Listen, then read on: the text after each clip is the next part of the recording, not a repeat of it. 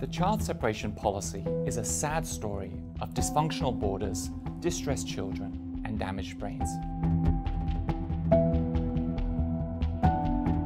We are forcefully institutionalizing children, sometimes toddlers, in unpredictable and chaotic circumstances with no clear timeline to resolution. We know from decades of research and experience in childhood adversity that these practices are extremely damaging to the short and long-term emotional and physical health of children. We have seen children living in fenced-in enclosures, barely covered concrete floors, the complete opposite of what we would consider acceptable for children's welfare in any part of the country. Childhood is an incredibly critical time for brain development. Children's brains are very sensitive to the stresses and relationships around them. Our childhood experiences greatly determine who we become as adults, our emotional health, our ability to integrate and contribute to society. Children have an incredible ability to adapt to challenges and bounce back from small amounts of stress. But when that stress becomes too intense, too prolonged, and you can't buffer it, it can become toxic.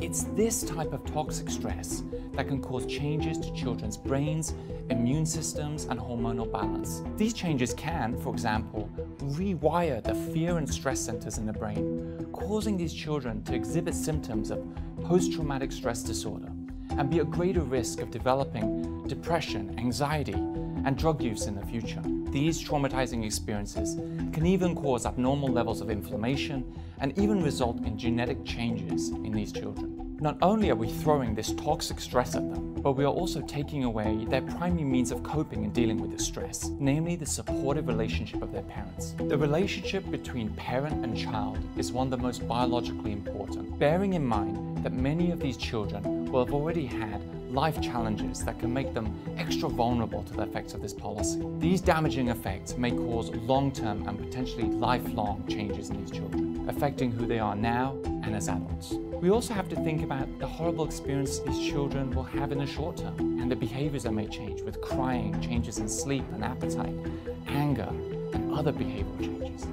Children may blame themselves for these events and may constantly worry about their parents' well-being. What we do know is that the government agencies tasked with suddenly dealing with thousands of these children are ill-equipped, too disorganized, and lacking the expertise to provide the basic mental health support that these children need. Even when or if these children are reunited with their parents, they may struggle to reestablish those normal relationships. These children may be fearful that the same situation may reoccur, and they may even begin to reject the care and comfort that their parents are willing to provide. The process to reestablish family relationships may be very complicated and take a long time. This policy has been called zero tolerance, but is manifested in an approach that has had zero organization, zero accountability, and almost zero support from conservatives, liberals, and the entire medical community. We can have strong borders and a strong immigration policy without doing this to these kids.